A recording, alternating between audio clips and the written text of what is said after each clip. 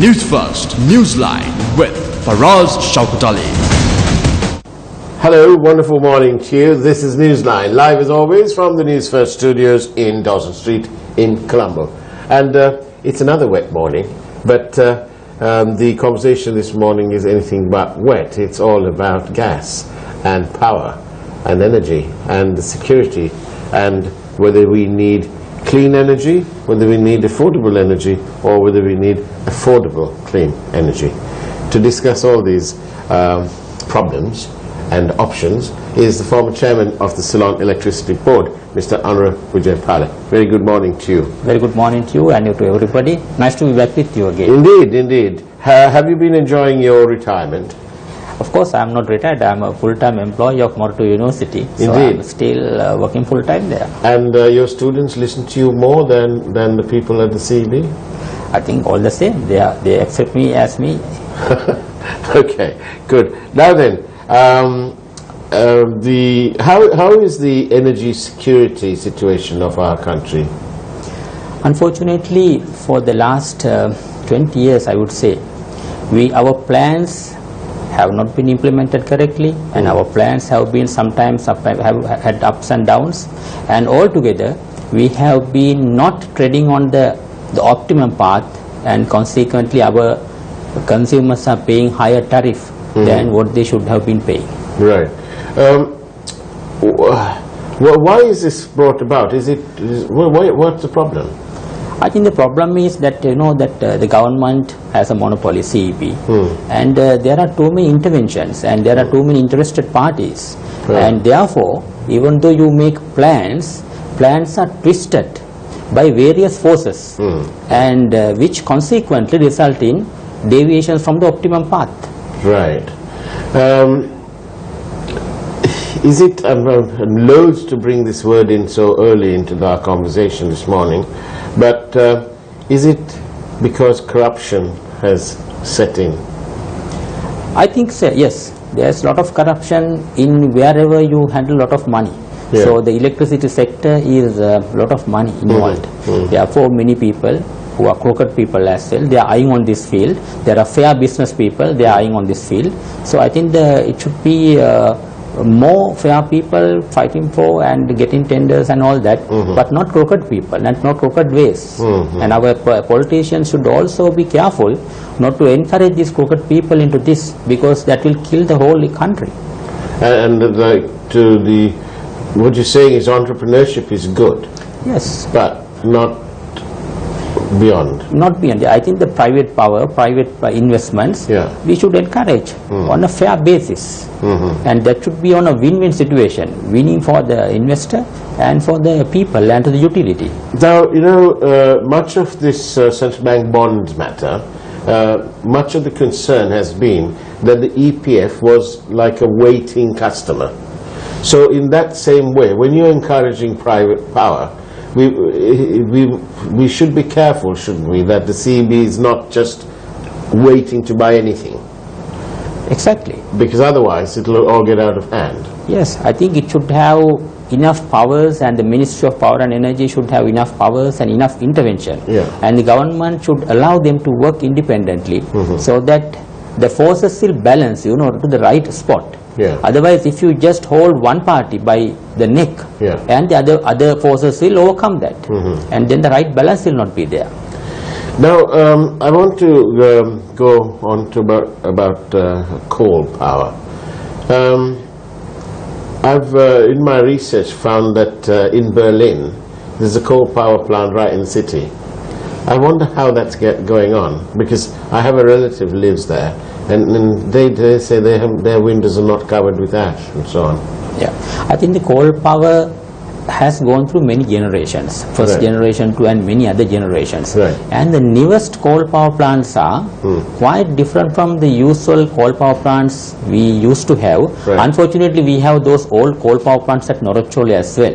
But the new coal power plants built by the Japanese, and they are running in the hearts of their cities, and very clean, and they are comparable with LNG or any other clean fuel, and therefore, and even for Sri Lanka, even for any other country, in the medium term, I would say right kind of clean coal power plant are a good option. And then, so we in Noricholli we have like a first generation plant, is it? It's a quite old technology, and also forget about the technology. The way we manage that place, the way it has been built to manage, is quite ugly. And if any ordinary citizen goes there and see that ugly pond of ash and the way how it blows at that windy place, and all these things makes a formidable picture. And I don't blame them. So I think the CB should do their best to manage that first, so that the people will not get that ugly picture in their mind the moment we talk about a coal power plant. Yes, because the minute we say coal, my mind goes to the images that we've had and we've shown on our network of the people living around there. Exactly. And the farmers and so on complaining, look, they showed us the leaves and it's full of ash. Exactly. What do you do to this sort of, now that we've got this first generation kind of plant, how do you manage it? You know, that ash handling, I think there were proposals to CEB to buy the entire quantity of ash by some cement manufacturers if they contract with them for the entire lifetime. So because this ash has a good application, because we have only one coal power plant, even we have 10 coal power plant, our cement production can have that demand, and therefore we should have right kind of planning. We should have planned earlier to come with this coal power plant, suitable, maybe a private investment, a cement plant close by, which should have consumed the entire amount of this ash, and then make useful cement. So right now they don't want to contract because it's a lifetime contract, or what's the problem? At the moment the cement manufacturers buy, but they buy limited at their convenience. But it should not be like that. It should be contracted to buy under whatever conditions the ash and complete removal. And this is happening in many countries. I see. Is it feasible for us from the location in Noricholli? Yes. Even in my time, there were proposals by investors, cement investors.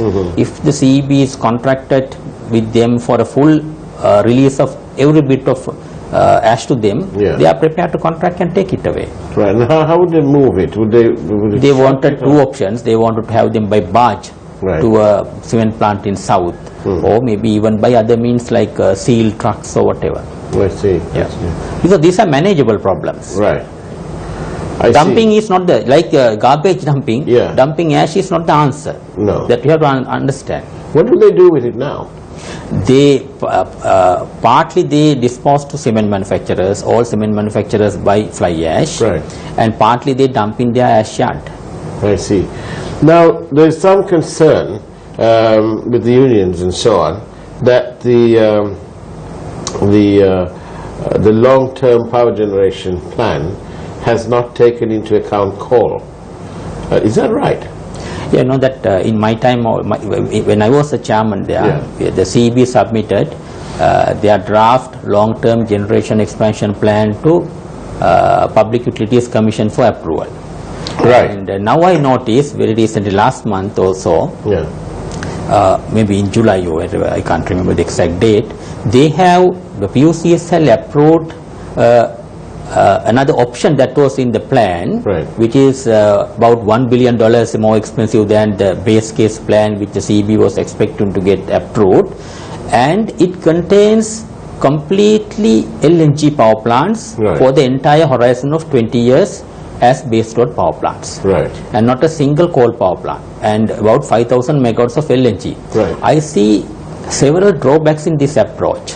One is LNG. In my opinion, there are different opinions on this. In my opinion, every unit will cost 3 rupees, Sri Lankan rupees, more than a unit from coal under all conditions, on average.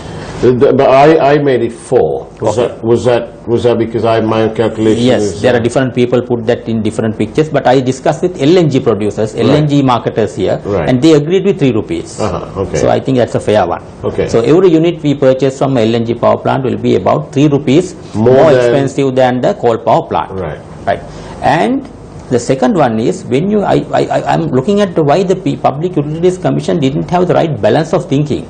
If you propose 5,000 megawatts of LNG and no other base load power plants, what about our fuel security? If there is a problem in the LNG supply in the world, we must have sense that we will be strangled. Our power sector will be strangled. And that should not be the case, because LNG has to be shipped here. Yeah. And ship has to come to our port and discharge it. And in this way, you can't just have any ship. Yes, you need a special ship. Yeah. And all these things can come to a hiccup, you know. Yeah. And in regional war or whatever, yeah. Our port might be in trouble, yeah. and ships may not be able to come to our port. And all these things should have been considered, because that the fuel security is one important aspect in decision making. Yeah. So in my opinion, we must have a mixture of sources. We already have oil, we have hydro, we have some coal, we should have some more coal, as well as LNG. Mm-hmm. I don't wipe don't out rule LNG. No. Even though the cost is, I mean, how much will the terminal cost? Terminal, you know, if you have a floating terminal, which is expensive to maintain, yeah. will be about 200 million. Yeah. And if you have a fixed terminal, it will be about 500 million. Right. But the problem with the floating terminal is every year you need something like $50 million right. to maintain it. Ah. Whereas we have a land terminal, the maintenance cost is much lower. Right. So all these things are ups and downs, you know. Some people say floating terminal is best and all that, but you got to look at the negatives also. Mm-hmm. But you know that why I say that we should have some LNG is already we have several gas power plants in Colombo. Right. About 600, 800 megawatt of which are convertible to LNG. And if we build another 300 megawatt or 600 megawatt in Colombo, which we are already doing, altogether over 1000 megawatts, which will justify the cost of a terminal. I see. So if you make a terminal for a 500 megawatt plant, you are nowhere. I think the government is misled that we should have a LNG plant 500 megawatt in Hambantota and a terminal as well. So we need to keep finding $1 billion each time. Yeah. So I don't think that the government finally will implement it, because that is not feasible to have a terminal for a 500 megawatt plant. Yeah. And so that they will understand later. But you can see the government is misled on these things. Right. And they were obviously misled by people with vested interest and in what we call interested parties. I put it two ways: interested parties and the people who are not having the right knowledge, and they are also advising the government. That's a problem. Pandit here. Probably you can put in many terms. Well, I was trying to figure the word out, and I think the Sinhalese word's better than any English word for that. So a lack of knowledge, really. Lack of knowledge. And you know that Sri Lanka, the problem is, if you want to walk from here to here, the shortest path is straight path. Yeah. And we are always taking the longer paths. Yes. Of course, we arrive there much later. By the time all the other regional countries have arrived and gone away also. Right. And we take all these crooked roads and come there. Right. Takes long time and lot of more money than required. Now, I have a small clip about LNG. I was fascinated by the whole process. Shall we get our young producer Sarah to play this clip, and let's see. Natural gas will be the world's fastest growing major energy source through the year 2040. This energy source carries tremendous benefits for consumers and the environment. It is versatile, clean burning, and abundant. Natural gas resources can be located in remote areas, and these resources are produced from subsurface reservoirs, both onshore and offshore. A complex value chain transports natural gas to consumers around the world. The value chain begins with the process of bringing natural gas to market by safely drilling wells to bring the gas and other reservoir components to the surface, where it may be processed on-site or transported to a facility for treating and processing. Natural gas extracted from subsurface reservoirs can contain non-hydrocarbons, including hydrogen sulfide, nitrogen, carbon dioxide, and water. The treatment processes remove these components from the natural gas. A solvent is used to absorb carbon dioxide, hydrogen sulfide, and water. Heavier liquids are removed from the lighter gas for separate processing. Water is removed, and the remaining natural gas is ready to be cooled into a liquid. Depending on the source of the natural gas, it may need to be transported to a liquefaction facility. The gas is transported by pipeline and can travel hundreds of miles or just a few feet to a liquefaction facility. This depends on where the gas treatment facilities are located relative to the liquefaction plant. The liquefaction plant cools the gas to negative 260 degrees Fahrenheit, or negative 162 degrees Celsius. As the gas cools, it is reduced to 1/600th of its previous volume. The resulting liquefied natural gas is clear, colorless, and ready for transport. The liquefied natural gas, or LNG, is stored in large insulated tanks until it is ready for shipment. Pipes connect the storage tank to a loading jetty. Regardless of outside temperatures, the LNG inside the tanks and loading facility remains at negative 260 degrees Fahrenheit or negative 162 degrees Celsius. The LNG is then pumped into specially designed LNG ships. LNG shipping tankers transfer natural gas around the world. Now then, there you go. That was a nice clip, I think, courtesy Exxon there. But it seems very complicated process, and more complicated it is, more money. Exactly. Can we afford all this? I think that's a relative question, you know, that expenditure should be looked in a balanced way. Why I still support to have a one terminal in Colombo and to have served the services. How many megawatts would that? About 1000 megawatts altogether, and my idea is to widen our fuel mix and increase our fuel security.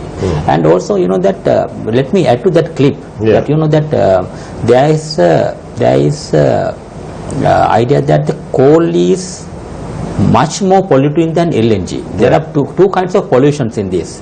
One is the local pollution, and another one is the carbon dioxide production, the global warming. You know that when you take LNG, which is methane, 99% methane. You know, methane 1 kilogram is 30 times more global warming than 1 kilogram of carbon dioxide. Oh, I see. 1 kilogram of carbon dioxide is equivalent to 30 grams of carbon dioxide is equivalent to 1 kilogram of methane. I see. That is 30 times more global warming, methane.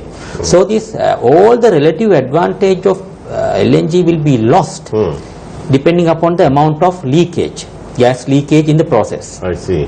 So the world has calculated that if it is contained within 3% to 4%, relative advantage can be acceptable. I see. And when it go beyond 5%, you know that LNG power plants are more polluting. LNG is more polluting than coal power plants in global warming respect. So we have to look all these things in the, you know, in the balance, in the balance. But as far as the global warming issue is concerned, we should reduce the consumption of electricity, whether it is from LNG, whether it is from coal, whether it is from any other source. The only solution will be conserve electricity, use sparingly, and thereby save the planet. That is the solution. And switching from coal to LNG will be, you know, will be deceiving ourselves. Is it like a bit almost like jumping from the frying pan into the fire? Almost like that. Almost like that. So we are encouraging more electricity consumption, saying that is coming from LNG, cleaner fuel. It's not clean. I was doing some figures in my mind, and I know that at home, apart from the air conditioner, if you took the air conditioning out, the single most expensive item to run in a house is the fridge, and that is because that box is being cooled to 0 degrees. Okay. Now this clip here, if you noticed, to the production of LNG, you've got to reduce that. You've got to reduce it, bring it to minus 265 degrees Fahrenheit. Yes. Fahrenheit. So that means it's terribly expensive. Must be. Yeah, it's expensive to make LNG. It will be additional money. Yeah, money that can Sri Lanka afford it? That's my, because you know, okay, you said three rupees more, and I said 4, but then I've been calculating at 100% base load, which is only about 80%. Yes, as you pointed out earlier. So the question is, you know, can Sri Lanka afford all these things? We cannot, because you can see our per capita GDP is slightly below $4,000. Yeah. Whereas look at the regional countries, how they are going up. Yeah. Look at China, $8,000 per person per capita. And so are the developed countries over $30,000 per person per year GDP. So their economies are doing very well. I think the Sri Lanka, after the ending of the war, we must concentrate for a 20-year period where the full force is put on economic development, like China did. And then, of course, we have good environmental laws here, and that is good enough to protect our environment. We should implement them as it is. Our environmental act is very forceful and quite good, almost like European standards. So we must, within that, we must encourage economic development and give full support for our industries to grow. Look at our industrial sector, performing poor and going poorer. Because relatively our services are very expensive. Electricity is expensive and labor is expensive. They can't come out of it. And also, I don't know if you noticed, but you know, we lack there's an utter lack of office space in our cities. Yes. You know, so foreigners coming here, when they were looking for office, they're being shown houses and so on. So we need proper offices. Proper offices, proper investment, and these things to come, we must have the proper environment, infrastructure, and the cheap sources of energy, cheap sources of other required support. But which is not happening. Now look at our hotel rates, and which are the highest, I think, in the region. Look at Thailand and other countries. They are very cheap. Because their supply of electricity and other things are relatively cheap. Absolutely, absolutely. So the tourists, now we are struggling to make 1 million tourist arrivals per year, whereas those countries are looking at tens of millions. A luxury hotel down south with about 50 odd rooms, 55 rooms, 53. I was speaking to the people there. Their rooms cost them every day, occupied or not, 2,000 rupees every day. True. They have to afford it. You know, so it's 2,000 rupees every day. True. Occupied or unoccupied, because their system allows, you know, the need to have because they made so much of an investment.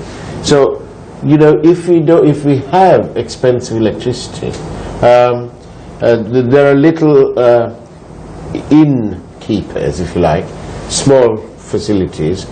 There's no power, and you know, I need to talk to the people at the CEB in Mount Lavinia, for example, because I think they're having a joke on us.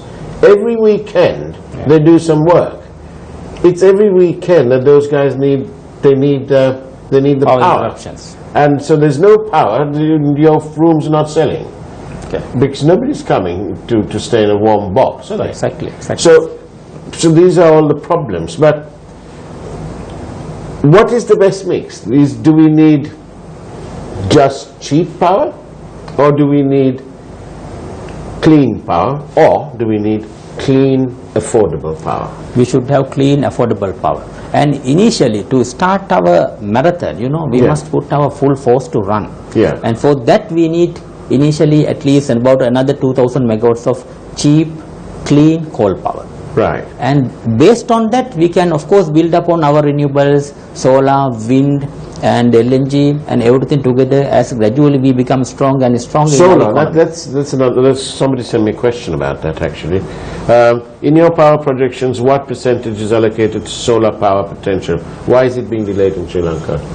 You know that in the world also, if you look at the total solar picture, I think it is a small number, maybe about 2% all electricity production may be from solar, because solar has its own drawbacks, being expensive on one hand, on the other hand like only during the daytime and various technical issues. But in Sri Lanka now we have plans to absorb quite a lot of solar plants in the coming years, because it has to go hand in hand with other technologies, because solar is available during the daytime whereas our peak demand is in the night. Therefore, either we must have a storage of electricity like batteries, which are very expensive. We can't consume everything. But if our day demand grows with the industrial applications, then we can absorb more solar. Right. So for that we must have a good industrial load. You know, in Germany, for example, they have a lot of solar because their peak demand is during the daytime. Right. Whereas our peak demand is unproductive evening hours where you watch TV and all the, I am not saying that's bad, no, but you know, they are not supporting very much our GDP growth. Especially they're going to watch the hot seats or Face the Nation. Okay, you know. yes, fully agreed. Yes. Yeah. So back to this thing, the government is misguided in trying to have a solar LNG plant in every sort of location. Very much misguided. Right. So we can have one LNG plant for the time being, yeah, that is in the west coast, western side, yeah, in Colombo, yeah, because we already have about 800 megawatts of gas convertible power plants, and top on that we can build one or more 2 power plants and make it over 1000 megawatt basket. Right. And that will justify, yeah, cost of a terminal. But in exchange for using this very expensive power, and which, you know, LNG, would it be prudent for the government to ask countries like Australia and so on, who are producing this gas but not actually using it in that same way? Because as you said, in Australia it's a very small component being used for LNG. Because they have coal and they are producing a lot of electricity by coal. Exactly. And so is in China, so, yeah, is in US. So therefore, if these powers, these other economies want us, this poor little country, this little dot on the Indian Ocean, if they want us to use these fancy, wonderful, cleanest power going, then I think it will be only fair if they donate the entire plant to us. Exactly, because our regional comparative countries would like us sinking ourselves in the sea. Right. So exactly, because we are choosing our own death. Indeed. Yes, so that we should not do. Yeah. And look at the, you know, that what are the other countries doing? And they are going to LNG and other renewables, you know. Only as a mix. As a mix. Right. So we should also follow that, and we see how the people have developed.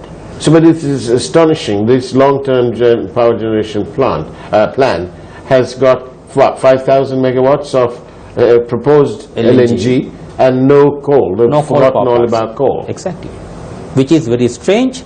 I'm looking at who made that decision and who forced that to make that decision, because they have added, to justify that, yeah, they have added 4 rupee or 3 to 4 rupees external cost to justify LNG. Oh, I see. They said, okay, to offset the additional cost, they have added 3 rupees to coal, saying that externalities will cost that much. And thereby justified the LNG plant, which, right, is totally unacceptable. Right. Totally unacceptable, because you can see we are a poor country, and our international arena, yeah, our annual carbon emissions are, yeah, 0.8 tons per person per year. Right. Whereas in US, it is 16 tons per person per year. Absolutely. And so is in China. Yes. And we are trying to be, we are already good, clean gentlemen, yeah, and we are going to show cleaner, and to thereby killing ourselves. And that's a foolish decision. A very critical and foolish decision. Exactly. I think the government should know on these things. They should be rightly advised. They should be rightly advised. Yes, I think you should make the public also aware, because finally, yeah, electricity bill, yeah, will be paid by the customers here. Yeah. Now what happens is they, yeah, pay part of it, yeah, monthly through their bill, yeah, and partly they pay through the treasury by indirect taxes, because a lot of money is pumped to CEB from treasury to keep it surviving, because the present tariff is not enough. Right. So consumers pay either through the bill or through other taxes, VAT and other things, and thereby pay the CEB. But anyway, the total bill is quite bigger than what you monthly pay now. So when we talk about this 0.8%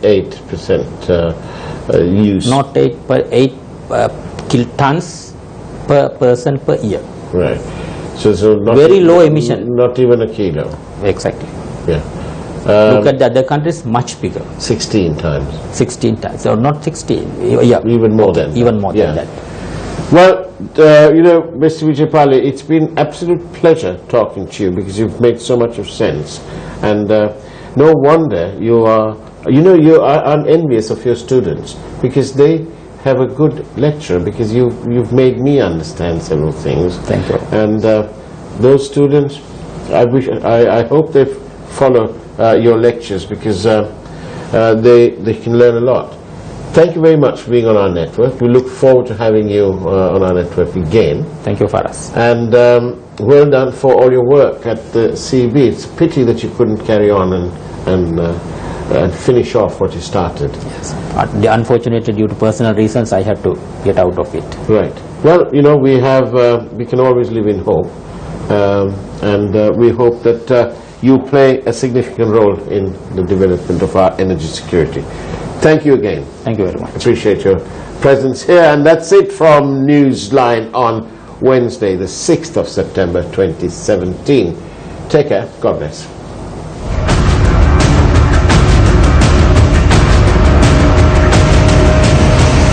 News First, Newsline with Faraz Shaukat Ali.